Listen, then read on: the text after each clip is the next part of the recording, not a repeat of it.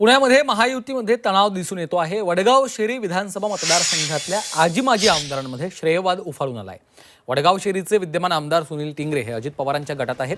मतदारसंघातल्या सुमारे 300 कोटींच्या विकास कामांचं भूमिपूजन त्यांनी सोमवारी अजित पवारांच्या हस्ते केलं। त्याची जाहिरातबाजी देखील जोरदार करण्यात येते आहे। मात्र या जाहिरातीमध्ये मुख्यमंत्री एकनाथ शिंदे तसंच उपमुख्यमंत्री देवेंद्र फडणवीसांचा फोटो वापरलेला नाहीये। त्यालाच वडगाव शेरीचे माजी आमदार भाजपचे माजी शहराध्यक्ष जगदीश मुळीक यांनी आक्षेप घेतला।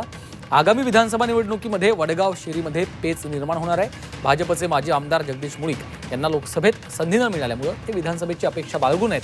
मात्र त्याच वेळी वडगाव शेरीमध्ये विद्यमान आमदार अजित पवारांच्या राष्ट्रवादी काँग्रेसचे आहेत, त्यामुळे ही जागा कुणाच्या वाट्याला जाते त्यावर माजी आणि आजी आमदारांचं भवितव्य अवलंबून असणार आहे। तुर्तास तरी या प्रश्नावर तोडगा दृष्टीपथात नसल्यानं दोघांमध्ये श्रेयवादाची ठिणगी पडली आहे।